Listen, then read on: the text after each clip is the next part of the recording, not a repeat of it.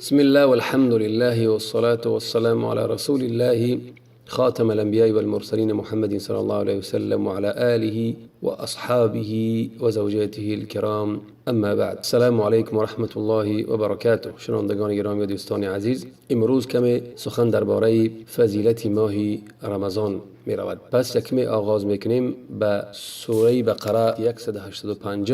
اعوذ بالله من الشیطان الرجیم. بسم الله الرحمن الرحیم. یکمین فضیلتی که ماه رمضان دارد این نازل شدن قرآن در همین ماه. از فضیلت های ماه رمضان الله عز و جل میگوید که شهر رمضان الذي انزل فيه القرآن هدى للناس و بینات من الهدى والفرقان. ماه رمضان است که قرآن در آن فرو فرستاده شده است تا مردم را راهنمایی کند و نشانه ها و آیات روشنی از ارشاد به حق و حقیقت باشد، میان حق و باطل را جدا کند، جدایی افکند بین حق و باطل. برای همین ماهی است که در اون قرآن بزرگترین چیز نازل شده است که قرآن کتاب الله است. امام ابن کثیر می فرماید که الله عز و جل ستایش میکند همین ماه یعنی رمضان از بین دیگر ماه ها، چرا برای آنه که اختیار کرده است همین ماه برای در این ماه فرو فرستد کتاب بزرگ را، قرآن کریم را، و همین طور خاص کرده است همین ماه. برای چی؟ برای که در حدیث آمدگی است که همین ماه رمضان ماهی است که در اون کتاب‌های الهی فرو فرستاده شدند به همه پیغمبران. و اخرج امام احمد فی مسنده، امام احمد در مسندش میبیارد از واثله بنت اسقع ان رسول صلی الله علیه وسلم قال، پیامبر اکرم صلی الله علیه وسلم فرمودند که انزلت صحف ابراهیم علیه السلام فی اول لیلة من رمضان، صحیفه های ابراهیم، ای کتاب ابراهیم، صحیفه های ابراهیم فرو فرستاده شدند در یکمین روزی از رمضان. و انزلت تورات لست مضین من رمضان، و تورات که کتاب موسی علیه السلام است فرو فرستاده شده است بعد 6 روز که از رمضان 6 روز گذشت به موسی فرستاده شده است. و الانجیل ل13 خلت من رمضان، و انجیل یعنی که تورات 6 روز رمضان و انجیل 13 روز رمضان فرو فرستاده شده است. و انزل القرآن ل24 خلت من رمضان، و قرآن فرو فرستاده شده است از جانب الله در 24 ماه رمضان. برای همین ماه برای همین با شکوه بزرگ شماریده شده است. برای چی؟ برای که همه کتاب هایی که از جانب الله به پیغمبرانش فرو فرستاده شده اند در همین ماه فرو فرستاده شده اند به پیغمبران. این یکی از فضیلت های ماه رمضان. دوم فضیلت ماه رمضان همین است که در ماه رمضان باز می شوند درهای بهشت. عن انس رضی الله عنه ان النبي صلی الله علیه وسلم قال، از انس روایت است که پیامبر اکرم صلی الله علیه و سلم فرمودند که قال النبی صلی الله علیه و سلم هذا شهر رمضان، این ماه رمضان است، جاءکم آمد است برای شما، تفتح فیه ابواب الجنه، باز می شود کشاده می شود در اون در این ماه دروازه های بهشت، و تغلق فیه ابواب النار، و بسته می شود در امین ماه دروازه های آتش، و تسلسل فیه الشیاطین، و بسته می شوند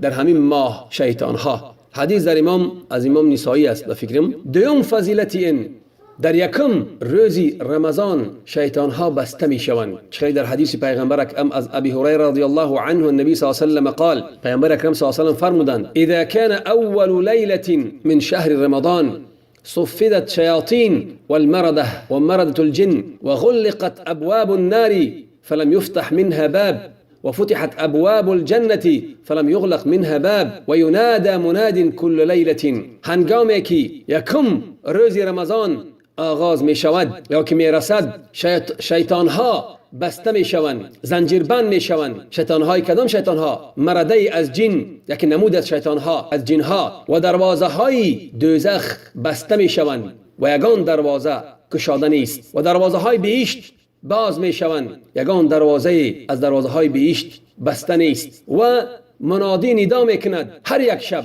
یا باغی الخیر اقبل، ای خواهنده خیر، ای خواهنده خیر تلاش و کوشش کن و یا باغی الشر اقصر و یا خواهنده بد از بدی دست کش ولله عتقاء من النار و ذلك كل لیله و الله عز و جل در همین روز بنده هایش را از آتش دوزخ رها میکند و همین هر یک شب است. و در حدیث دیگر از ابی هریره رضی الله عنه روایت است که پیامبر اکرم صلی الله علیه و سلم فرمودند اتاکم شهر رمضان شهر مبارک فرض الله علیکم صیامه تفتح فيه أبواب الجنة وتغلق فيه أبواب الجحيم وتغل فيه المردة الشياطين وفيه ليلة خير من 1000 شهر من حرم خيرها فقد حرم. ماه رمضان آمد، ماه مبارک فرض شد برای شما روزه اون. در اون روز دروازه های بهشت باز می شوند، دروازه های جحیم دوزخ بسته می شوند و زنجیربند می شوند. مرده مارد یک نمودی از شیطان ها در اون شب میگه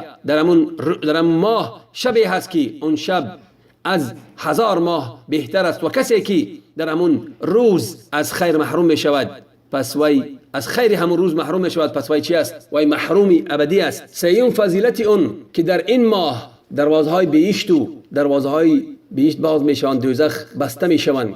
چه در حدیث های بالا گفتیم. و از ابی هریره رضی الله عنه النبی صلی الله علیه و سلم قال پیامبر اکرم صلی الله علیه و سلم فرمودند که اذا دخل شهر رمضان هنگامی که وارد شد ماه رمضان آمد دروازه های بهشت باز می شوند، دروازه های دوزخ بسته می شوند و شیطان ها چی بسته می شوند. امام نووی میگوید که اما قوله صلی الله علیه و سلم فتحت ابواب الجنه و غلقت ابواب النار و صفدت شیاطین. قال قاضي عياض رحمه الله يحتمل انه على ظاهره و حقیقته.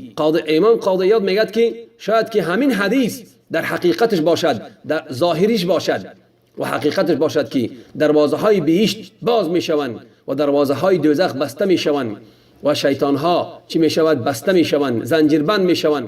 این چی است؟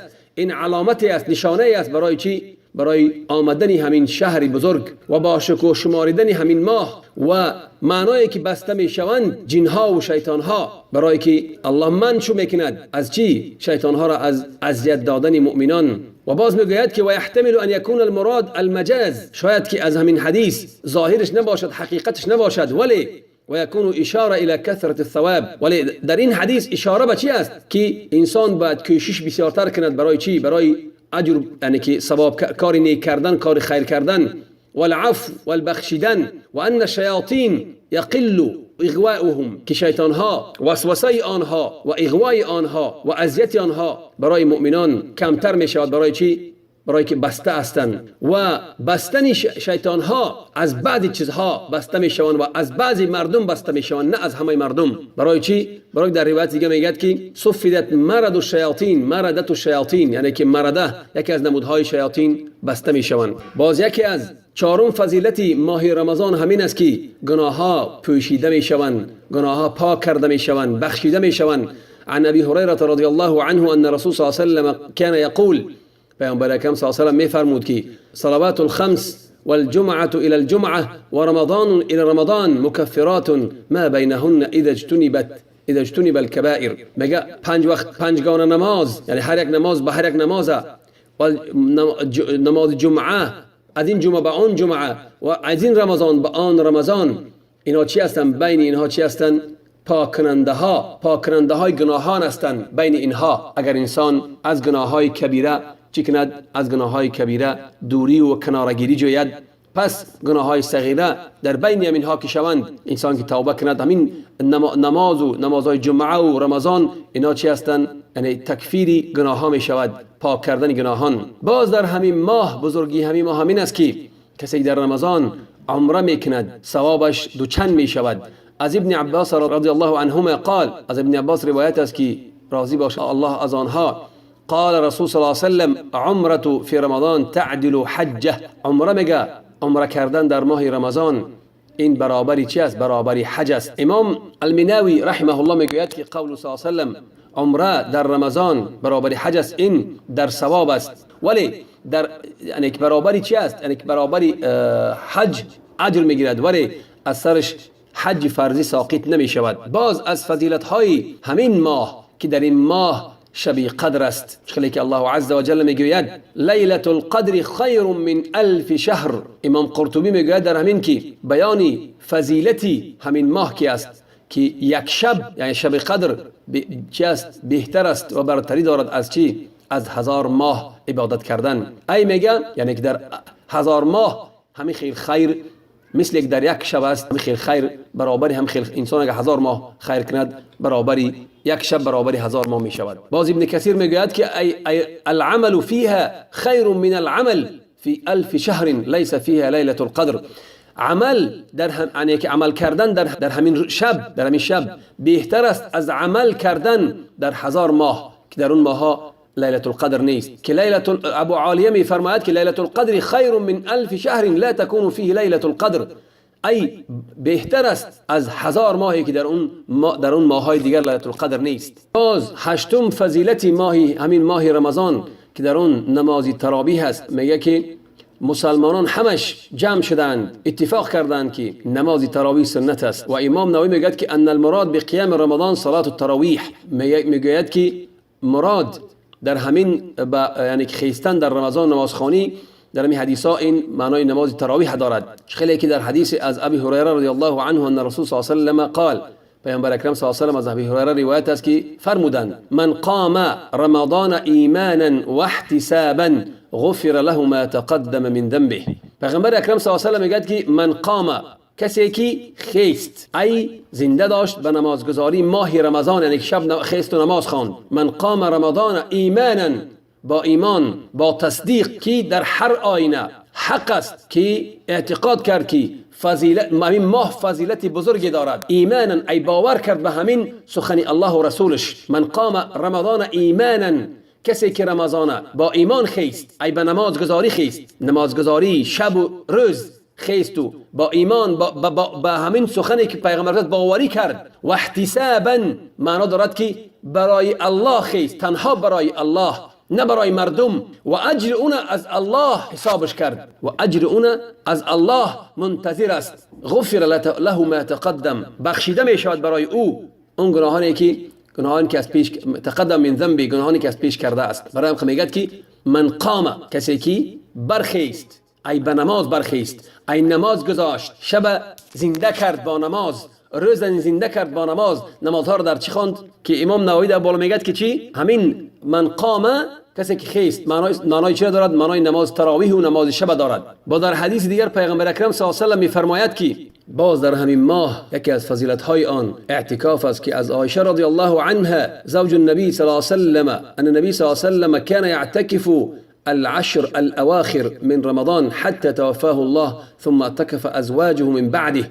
از عایشه مادرمان همسر پیغمبر اکرم صلی الله علیه و سلم فرمودند که گفت که پیامبر اکرم صلی الله علیه و سلم اعتکاف میکرد در 10 روز آخر رمضان اعتکاف میکرد تا آنی که از دنیا گذشت، تا از دنیا گذشتنش اعتکاف میکرد. پس از آن همسران او بعد از پیغمبر صلی الله علیه و سلم اعتکاف میکردند. امام صنعانی میگوید که در این دلیل است که اعتکاف سنت است که پیغمبر اکرم صلی الله علیه و سلم مواظبت کرده است، با استمرار دائمی اعتکاف می نشست در رمضان.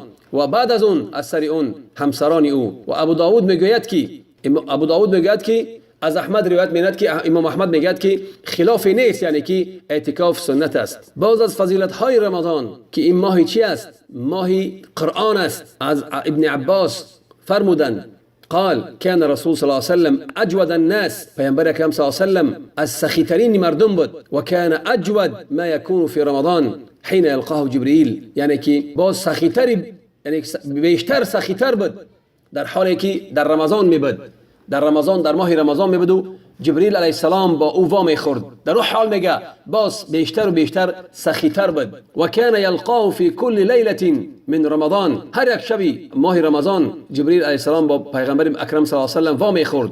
فیدارسه القرآن، پس پیغمبر اکرم صلی الله علیه و سلم قرآن را برای او جبریل علیه السلام می آموزاند.